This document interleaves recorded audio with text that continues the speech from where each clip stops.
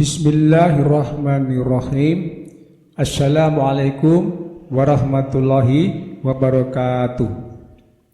Sahabat tepian ilmu, pada video ini saya akan membahas peta jalan atau roadmap dari pembelajaran bahasa Al-Quran pada channel saya.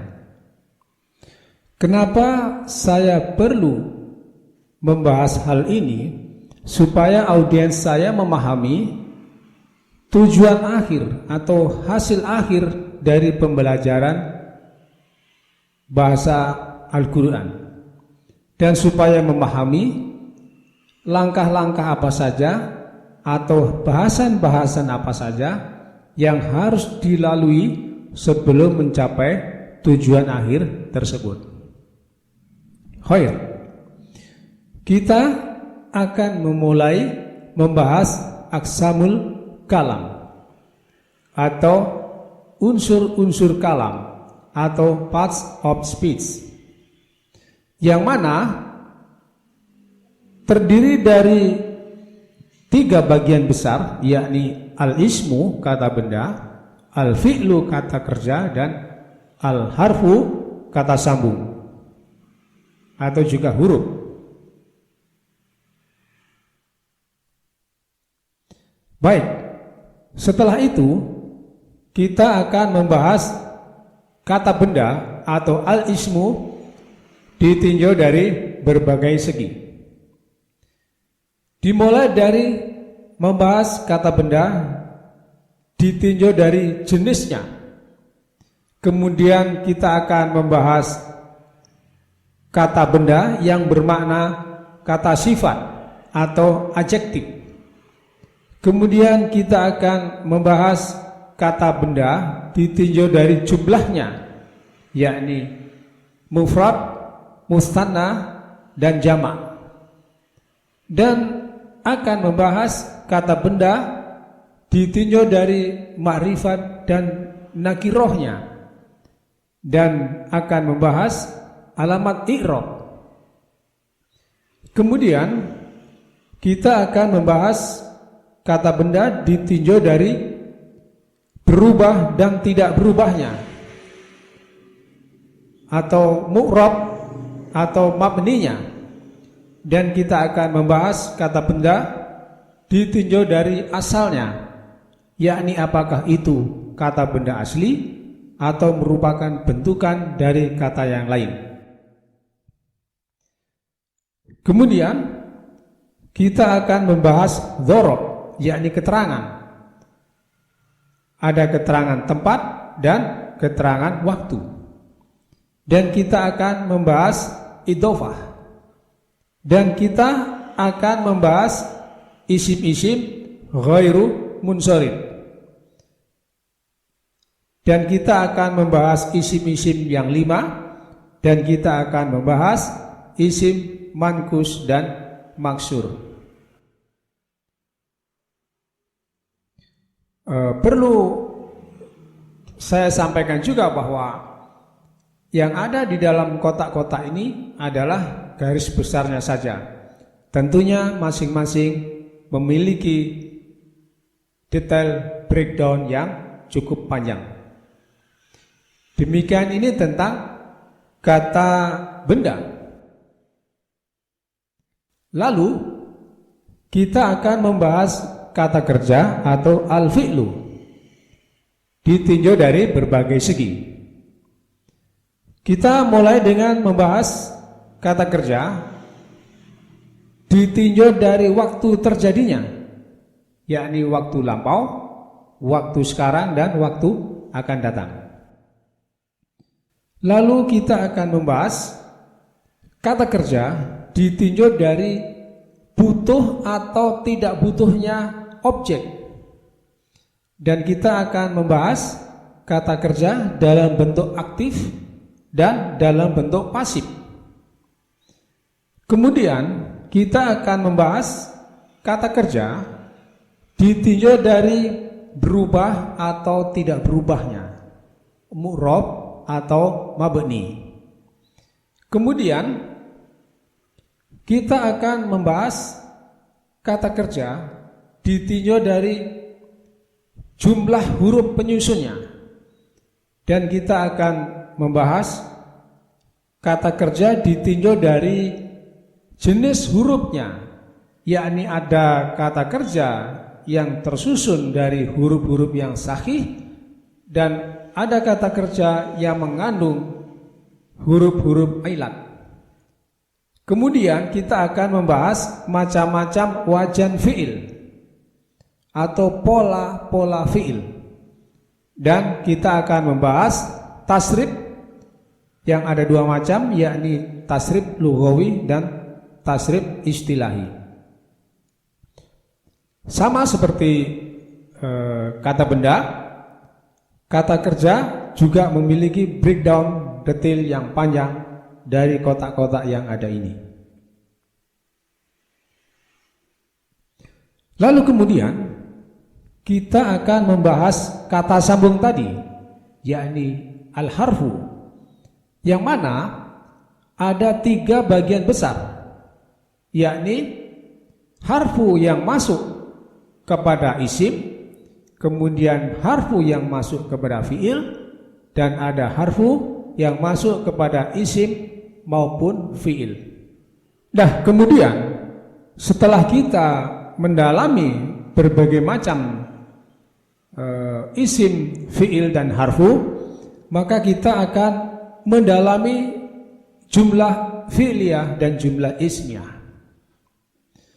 Kalau yang sudah pernah saya jelaskan sebelumnya, jumlah fi'liyah adalah jumlah fi'liyah yang baru kaidah dasarnya saja, yang belum dilengkapi dengan keterangan-keterangan yang lebih kompleks atau lebih banyak.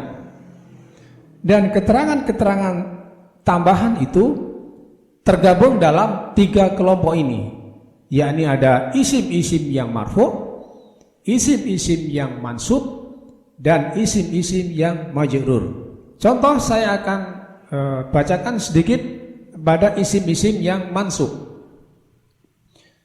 Isim-isim yang mansub antara lain adalah ini: maf'ulun bih, maf'ul fih, maf'ul ma'ah, maf'ul mutlak, maf'ul li ajli, hal, tamyiz, munada, istisna, at-tawabi, ismun la, ismun inna wa ahwaduha, khabaru kana wa ahwaduha. Dan di dalam jumlah fi'liyah ini kita juga akan membahas amil yang masuk pada fi'il mudhari dan jumlah jawab dan syarat. Nah, setelah kita mendalami jumlah fi'liyah, maka kita akan mendalami jumlah ismiyah. Kenapa jumlah fi'liyah lebih dulu? Karena di dalam jumlah ismiyah ada yang namanya jumlah ismiyah khabar ghairu mufrad. Sedangkan khabar ghairu mufrad ini bisa terdiri dari jumlah fi'liyah atau syibhul jumlah. Sedangkan jumlah ismiyah khabar mufrad adalah jumlah ismiyah yang masih dasar seperti yang sudah pernah saya bahas pada video sebelumnya. Terakhir adalah mengi'rab. Mengi'rab adalah merupakan pelajaran puncak bagi pembelajar grammar bahasa Arab. Mengi'rab adalah menjelaskan jenis, kedudukan, jabatan, dan tanda i'rab setiap kalimat dalam sebuah jumlah. Sebenarnya bagi pembelajar bahasa Al-Quran, yang penting bukanlah mengi'rab sendiri ayat-ayat Al-Quran, tetapi yang penting memiliki kemampuan untuk membaca kitab i'rab Al-Quran yang sudah ditulis oleh para ahli-ahli nahwu. Dan sekarang sudah banyak kitab-kitab i'rab, baik dalam bentuk mushaf maupun web maupun aplikasi. Tujuannya supaya ketika kita membaca Al-Quran dan kita mendapatkan sebuah kalimat yang kita tidak tahu struktur bahasanya, kita bisa mengecek kalimat tersebut pada i'rab Al-Quran. Sebagai gambaran ini saya tampilkan i'rab dari surah Al-Baqarah ayat 2. Namun saya tampilkan i'rabnya hanya dua kata yang paling depan, yakni dzalika dan kitabu.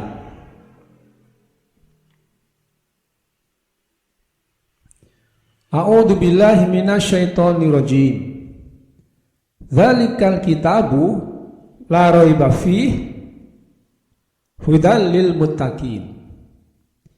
I'rabnya dzalikal kitabu, dzalika ismun isyarah mabniun ala sukuni fi mahalli raf'in mubtada'un.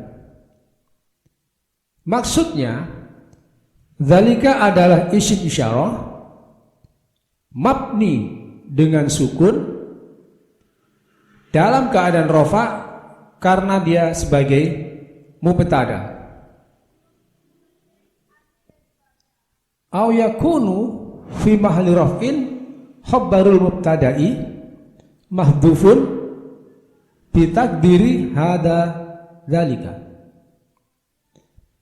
Atau juga bisa di-i'rab dalam keadaan rafa karena posisi dia sebagai khabar dari mubtada yang dibuang, yang takdirnya adalah hadza dzalika.